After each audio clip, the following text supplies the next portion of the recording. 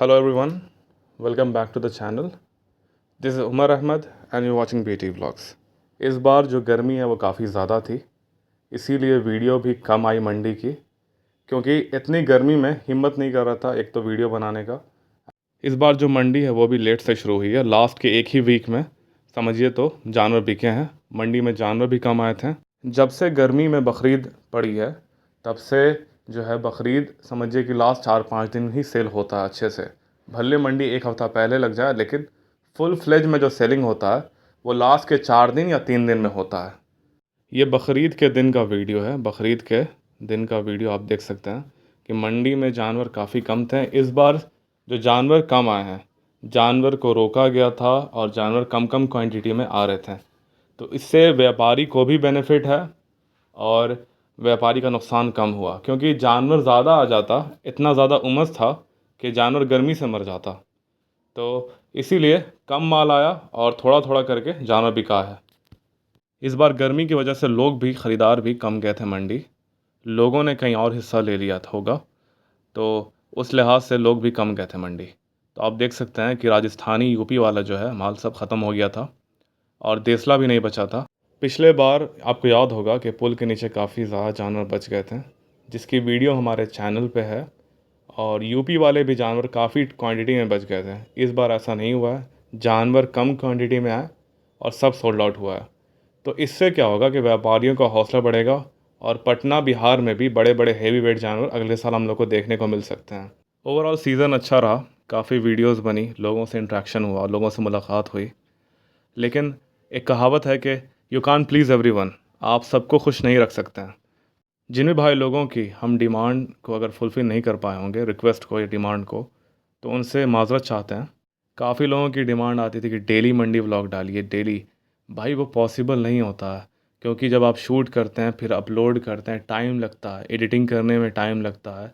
फिर इसके अलावा मेरा पर्सनल काम भी रहता है और जानवरों को भी खिलाना रहता है। मेरे पास 3 जानवर थे इस साल माशाल्लाह, तीनों को तैयार करना, खिलाना, तो वो भी ज़िम्मेदारी रहती है। वीडियो बनाने में एक प्रॉब्लम ये आती है कि मैं अपने जानवरों को सही से वक्त नहीं दे पाता हूँ।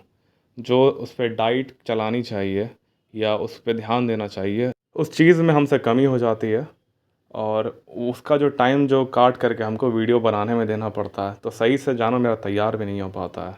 इसी चक्कर में हमको लगता है कि हम इससे अच्छा तैयार कर सकते हैं, बेहतर तैयार कर सकते हैं। आप लोगों को शायद याद होगा कि बीच में मैंने वीडियो बनाना कम कर दिया था, ना के बराबर वीडियो आती थी चैनल पे।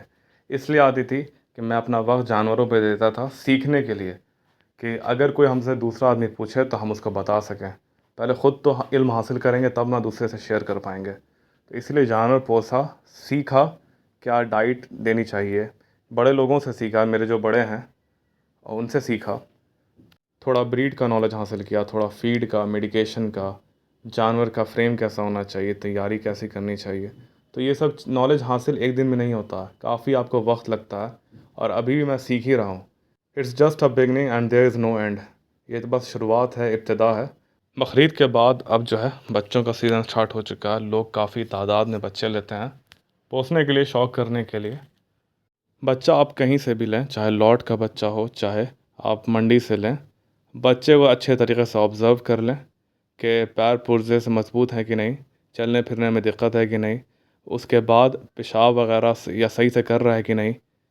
तो ये सब चीज़ देख लें पहले, उसके बाद ही लें। जब भी कोई नया जानवर, बच्चा या बड़ा जानवर लाएं आप, तो पोटाशियम परमैंगनेट पानी में घोल करके, मेडिकल शॉप में मिल जाता है पोटाशियम परमैंगनेट, हल्का पानी में घोल करके आप उसका पैर और पोंछ दें और मुंह पोंछ दें।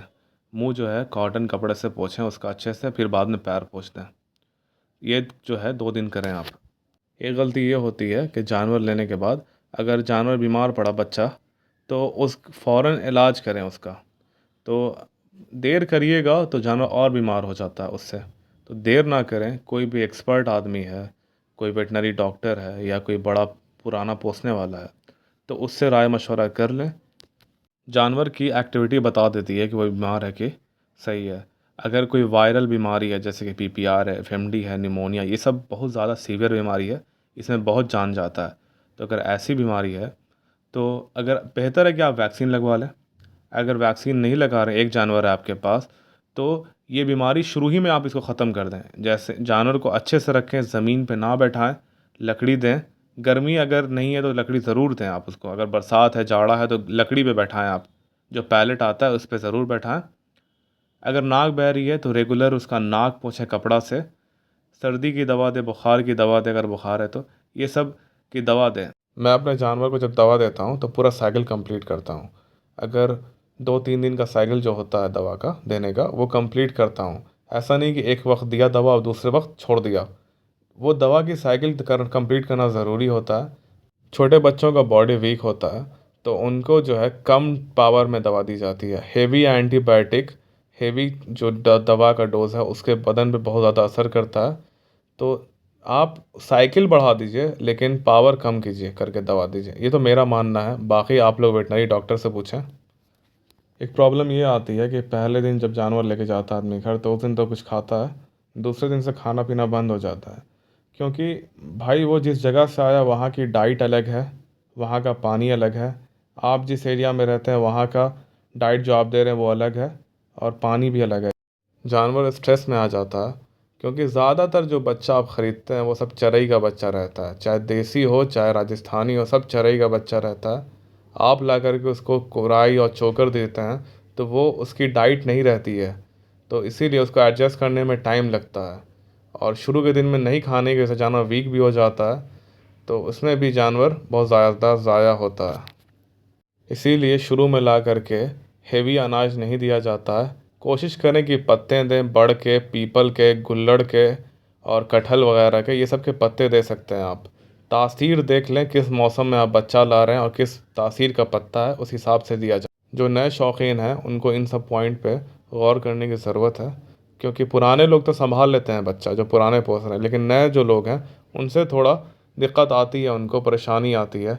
ले जा कर के बहुत ज़्यादा रोटी खिला देंगे या गेहूँ खिला देंगे या मकई खिला देंगे तो उससे जानवर बिगड़ जाता है। तो शुरू में हल्का डाइट रखें, कोराई, चोकर, हल्का पत्ता, थोड़ा कम खाए, जीने भर खाए चलेगा। लेकिन बाद में जब जानवर सेट हो जाए 1 महीने के बाद आप हेवी डाइट चला सकते हैं, धीरे धीरे करके आप बढ़ा सकते हैं डाइट। तो शुरू में कम खिलाएं आप। लोग सोचते हैं कि एक दिन ले जा कर के खिलाएं और एक ही दिन में मोटा कर दें, तो ऐसा नहीं होता। डू लिटिल बट डेली, थोड़ा करें लेकिन रोज़। उसी हिसाब से थोड़ा खिलाएं लेकिन रोज़ खिलाएं। छोटे बच्चों में डाइजेशन पावर भी कम होता है और इम्यून सिस्टम भी कमज़ोर होता है। ले जाने के बाद आपको कम से कम 1 महीना, 15 दिन, 1 महीना तक उसके डाइट का भी ध्यान देना अच्छे से और रखने का भी, रख रखाव का भी, ताकि ना इन्फेक्शन फैले उसको, ना उसको ओवर फीडिंग की वजह से उसकी मौत हो। ये सब कुछ जो चीज़ें थी जो नए लोग हैं उनके लिए मैंने बताया है। इस वीडियो को यही एंड करते हैं, मिलते हैं आपसे नेक्स्ट व्लॉग में। तब तक के लिए bye bye. Thanks for watching BT vlogs. Thank you.